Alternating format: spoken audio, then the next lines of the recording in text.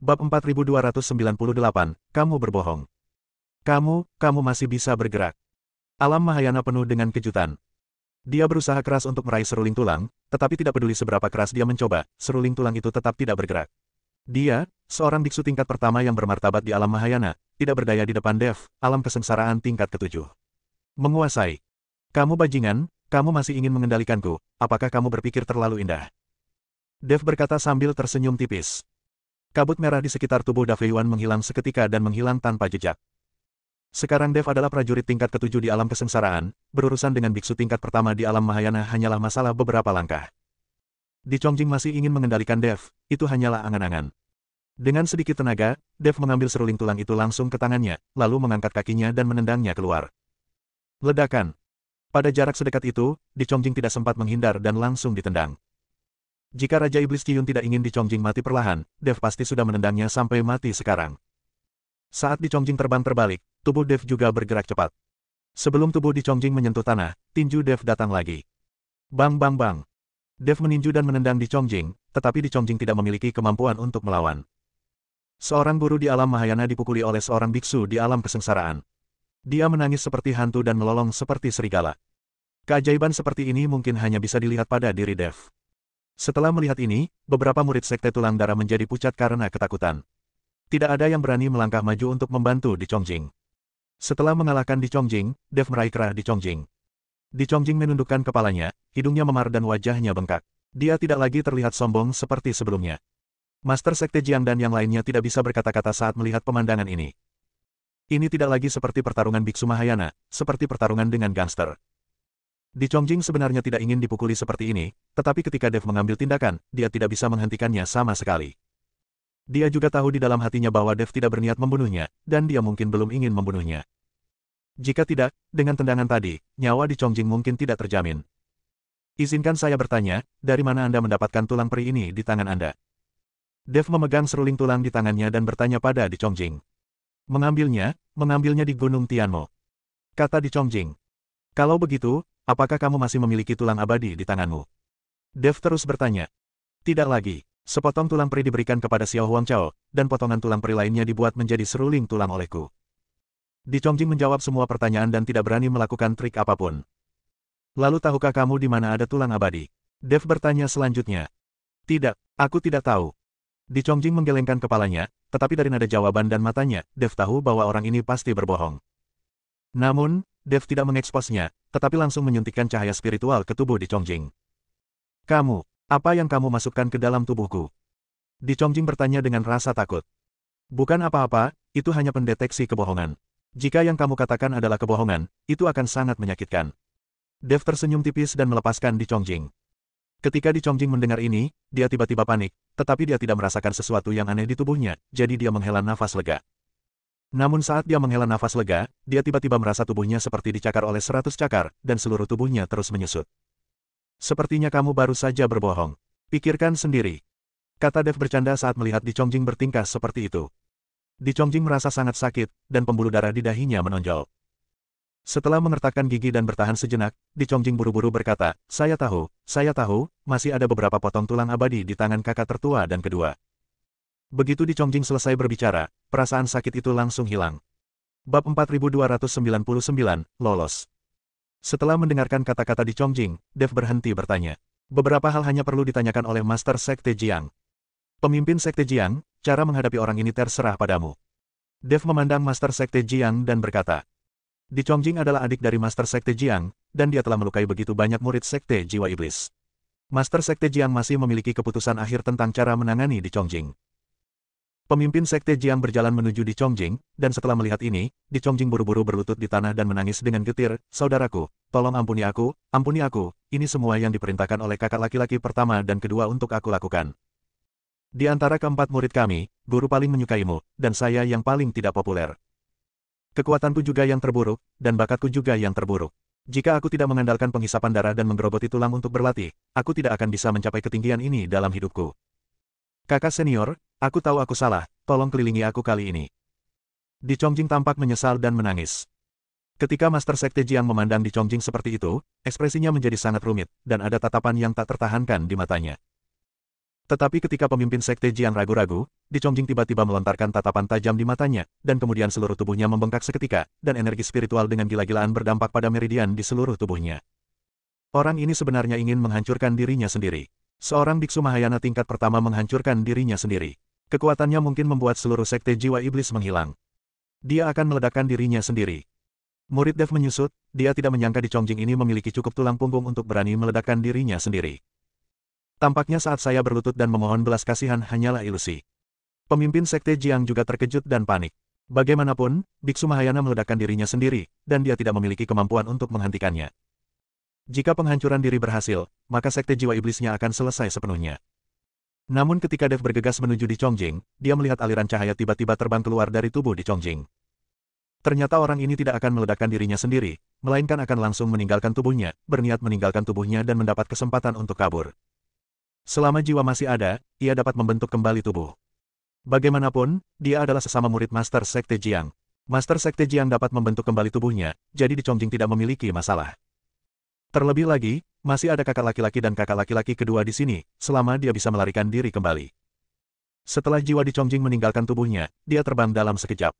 Dan tubuh itu membengkak seperti bola, dan akhirnya mengeluarkan suara yang memekakkan telinga. Ledakan. Kekuatan penghancuran diri di alam Mahayana sangat besar, tetapi tanpa jiwa dan hanya tubuh fisik yang dapat menghancurkan diri sendiri, kekuatannya jauh lebih rendah.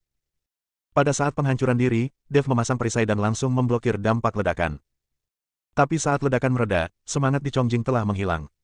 Sial, orang ini sangat berbahaya, aku benar-benar membiarkannya kabur. Ketika Dev melihat ini, dia tidak bisa menahan untuk tidak mengutuk. Kemudian dia melihat murid-murid Sekte Darah dan Tulang yang tersisa. Dev memanfaatkan situasi ini dan membunuh murid-murid Sekte Darah dan Tulang ini secara langsung. Tuan Dev, mereka semua menyalahkan saya. Keraguan sayalah yang memberi kesempatan pada Di Chongjing. Pemimpin Sekte Jiang berkata dengan sangat menyesal. Master Sekte Jiang, ini bukan salahmu. Tidak ada yang mengira orang ini bisa begitu berbahaya. Sebaiknya kau mengatur murid-murid dari Sekte Jiang.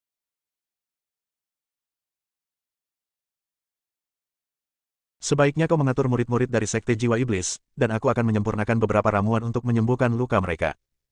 Dev tidak menyalahkan Master Sekte Jiang. Di Chongjing sendiri juga bertanggung jawab. Prioritas utama sekarang adalah menyembuhkan banyak murid dari Sekte Jiwa Iblis. Dev tidak punya banyak waktu untuk tinggal di sini, jadi dia harus cepat. Melihat ini, Master Sekte Jiang mengangguk dengan cepat, dan kemudian menenangkan semua murid yang terluka parah. Dev sedang merawat murid-murid Sekte Jiwa Iblis yang terluka dan membuat obat. Butuh 1 hari penuh bagi Dev untuk merawat semua murid Sekte Jiwa Iblis yang terluka. Selama mereka meminum obat tepat waktu, mereka akan sembuh dalam waktu singkat. Bab 4300, Perjelas. Pemimpin Sekte Jiang, murid dari Sekte Jiwa Iblis semuanya baik-baik saja, mereka hanya perlu istirahat. Dev berkata kepada pemimpin Sekte Jiang. Tuan Dev, terima kasih banyak. Jika bukan karena Anda, Sekte Jiwa Iblis saya mungkin akan hancur.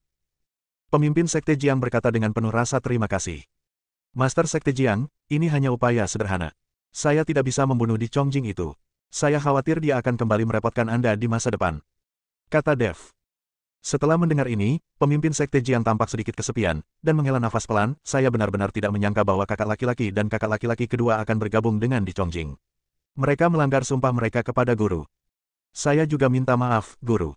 Lagi pula, saya tidak bisa menahan keinginan untuk mencapai dunia nyata. Pemimpin Sekte Jiang, apa yang sebenarnya terjadi? Bagaimana saudara-saudaramu bisa saling bermusuhan? Dev bertanya dengan rasa ingin tahu. Tuan Dev, ceritanya panjang. Kita semua beribadah di bawah guru yang sama sebelumnya. Guru kita juga merupakan iblis terkenal di dunia para dewa dan manusia. Sangat disayangkan ketika saya akhirnya dipromosikan ke alam abadi, saya terluka oleh kesengsaraan guntur dan gagal mengatasi kesengsaraan. Saya tidak punya pilihan selain menghilang dan mati. Tetapi sebelum kita mati, guru memberitahu kita untuk tidak menggunakan keterampilan jahat yang kita pelajari untuk berlatih. Meskipun latihan menghisap darah dan menggerogoti tulang dapat dengan cepat meningkatkan kultivasi kita, metode latihan ini membuat fondasi tidak stabil. Semakin jauh kita melangkah, semakin banyak semakin besar peluangnya. Kami semua berjanji kepada guru bahwa kami tidak akan pernah menggunakan keterampilan jahat untuk berlatih. Namun, Di Chongjing kemudian tidak menaati guru dan mendirikan Sekte Darah dan Tulang. Dia terus menghisap darah manusia dan menggerogoti tulang manusia untuk berlatih, yang menyebabkan banyak biksu di Tianmo Gunung untuk mengeluh.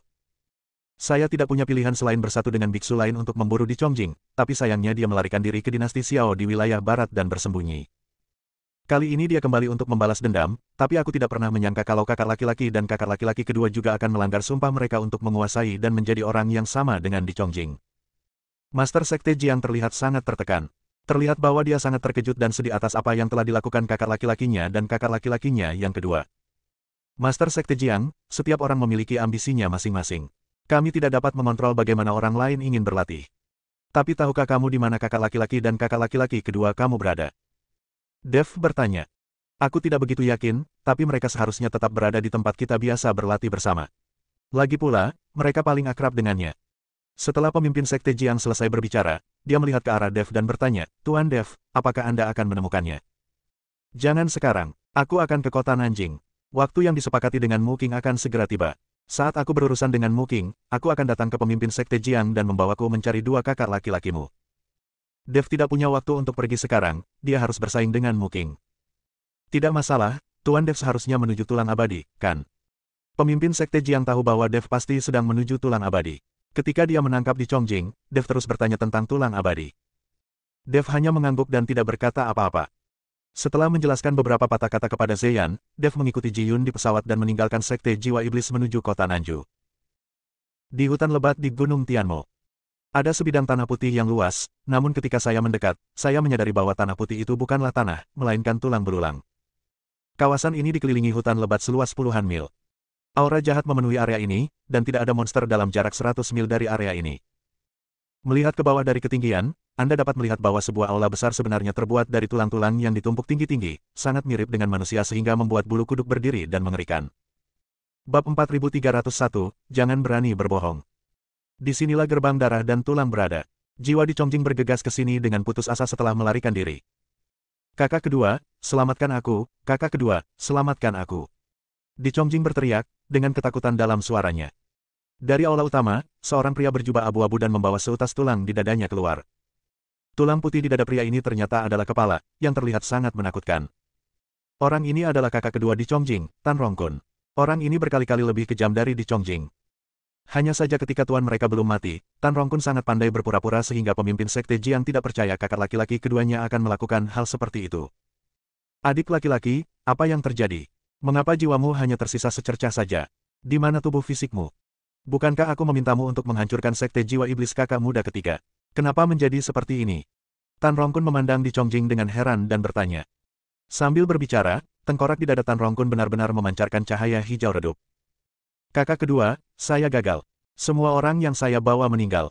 Saya akhirnya menyerahkan tubuh saya dan bisa melarikan diri. Di Chongjing berkata dengan ngeri. Di Chongjing gemetar saat memikirkan metode Dev untuk menghadapinya. Bagaimana ini bisa terjadi? Apakah adik laki-laki ketiga lebih kuat darimu? Bukankah seharusnya begitu? Tan Rongkun tampak bingung. Tidak, awalnya aku akan sukses, tapi sayangnya kakak ketiga datang membantu, seorang pemuda tak dikenal membantunya. Pemuda itu sangat kuat. Meskipun dia tampaknya hanya berada di alam kesengsaraan tingkat ketujuh, kekuatan ledakannya pasti tidak kalah dengan alam Mahayana tingkat kedua. Dan pemuda ini juga memiliki cambuk ajaib di tangannya dan tanda dari dinasti Xiao. Sungguh luar biasa. Di Chongjing menjelaskan. Tanda dari dinasti Xiao, mungkinkah itu pangeran dari dinasti Xiao? Tapi aku belum pernah mendengar bahwa pangeran dari dinasti Xiao memiliki kekuatan seperti itu. Tan Rongkun sedikit mengernyit dan berkata dengan sungguh-sungguh. Tidak, aku kenal pangeran Xiao. Pemuda ini jelas bukan Pangeran Xiao. Aku hanya tidak tahu apa hubungannya dengan dia setelah dinasti Xiao. Dia akan memiliki tanda dinasti Xiao di tangannya. Di Chongjing menggelengkan kepalanya. Bagaimanapun, dia telah tinggal di dinasti Xiao untuk sementara waktu dan mengenal para pangeran dari dinasti Xiao. Lalu kenapa kamu tidak menggunakan seruling tulang untuk memanggil monster-monster untuk menghadapinya? Pasti ada banyak monster-monster di hutan lebat dekat Sekte Soul Demon. Seharusnya mudah untuk memanggil ratusan monster-monster sesuka hati, kan? Tan Rongkun terus bertanya. Sayangnya, anak laki-laki itu sebenarnya memiliki binatang mitos dengan api. Meskipun binatang itu kecil, ia memiliki aura agung yang menakuti monster-monster itu. Seruling tulangku juga dirampok. Jika aku tidak pintar, aku pasti sudah hancur total sekarang. Di Chongjing berkata dengan rasa takut yang masih ada. Sungguh aneh, aku belum pernah mendengar tentang pemuda sekuat itu di dunia para dewa dan manusia. Dia memiliki cambuk ajaib di tangannya. Binatang suci macam apa yang ada di sana? Dia berada di alam kesengsaraan tingkat ketujuh, tapi dia bisa meledak tidak kurang dari alam Mahayana tingkat kedua.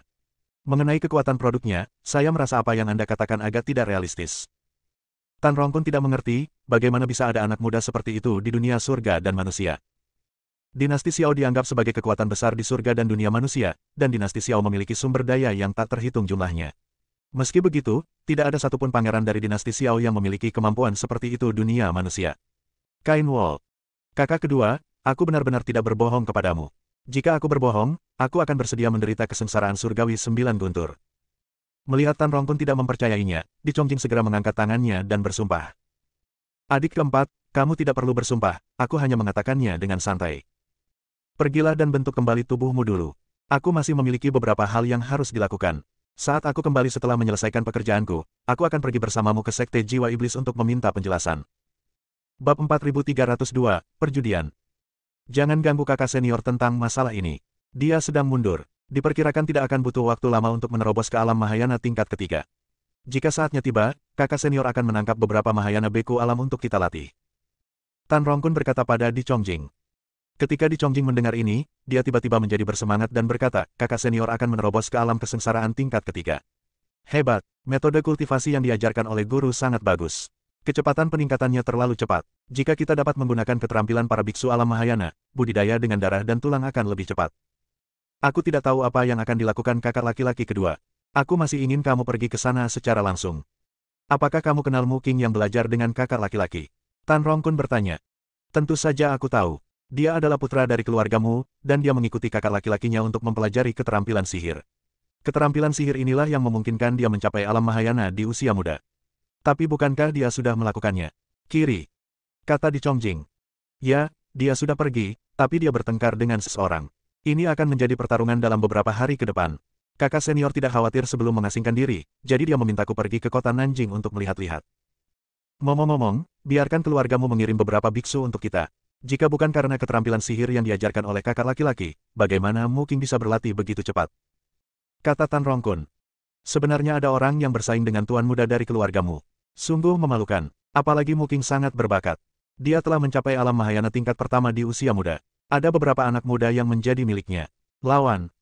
Di Chongjing tidak mengerti siapa yang begitu bodoh untuk bersaing dengan Mu Qing, tetapi setelah dia selesai berbicara, dia memikirkan Dev, dan kemudian melanjutkan, tetapi anak laki-laki yang saya temui hari ini lebih kuat dari Mu Qing itu. Kuat, saya hanya tidak tahu dari keluarga mana. Melihat Di Chongjing seperti itu, Tan Rongkun hanya mengira dia ketakutan, jadi dia melambaikan tangannya dan berkata, adik keempat, cepat pergi dan istirahat, lalu biarkan seseorang membantumu membentuk kembali tubuhmu. Untungnya, kita punya iblis di tangan kami. Tidak sulit untuk membentuk kembali jiwamu dengan tingkat kekuatanmu. Oke, kakak kedua, kamu harus berhati-hati, aku pergi. Di Chongjing mengangguk, lalu berjalan ke aula utama, siap untuk membangun kembali tubuhnya. Dia tidak menyangka bahwa orang yang bersaing dengan Mu Qing adalah Dev, yang hampir membunuhnya hari ini. Tentu saja, Tan Rongkun tidak tahu bahwa setelah menetap di Chongjing, dia membawa 2 murid dan bergegas ke kota Nanjing. Saat ini, Dev mengikuti Ji Yun di pesawat dan perlahan mendarat di alun-alun kota Nanju. Tepat setelah mendarat, seseorang dari Paviliun Wantong datang. Bagaimanapun, kapal udara di tempat ini dikendalikan oleh Paviliun Wantong, dan sebagian besar dibawa oleh kapal udara Paviliun Wantong. Ketika Dev turun dari pesawat, dia melihat orang yang datang ke arahnya ternyata adalah Master Paviliun Qian dari Paviliun Wantong di kota Nanjing. Meskipun dia tidak terlalu mengenal Paviliun Master Qian, dengan diperkenalkannya Penatua Sun dari Paviliun Wantong, Dev berkenalan dengan Paviliun Master Qian. Melihat Dev turun dari pesawat, Master Paviliun Qian tertawa dan berkata, menurut saya siapa yang bisa datang dengan pesawat? Ternyata itu adalah Tuan Dev. Baru-baru ini, pertengkaranmu dengan Mu Qing, putra keluargamu, telah menyebar ke seluruh wilayah selatan. Banyak orang datang ke sini untuk melihat pertarungan kalian berdua. Kami, Paviliun Wantong, juga mendapat manfaat dari Tuan Dev, dan kami telah menghasilkan sejumlah besar uang lagi. Setelah mendengar ini, Dev hanya tersenyum tipis. Dia tahu bahwa pesan ini pasti sengaja disebarkan oleh Paviliun Wantong untuk menarik orang dan menghasilkan uang. Tapi ini juga sifat pebisnis. Wantong Ge mengandalkan informasi untuk menghasilkan uang. Paviliun Master Qian, saya ingin bertanya, apakah ada permainan judi yang ada kompetisinya? Dev bertanya. Kali ini, kami, Paviliun Wantong, adalah bankirnya sendiri. Apakah Tuan Dev sendiri juga ingin bertaruh? Paviliun Master Qian bertanya. Bersambung.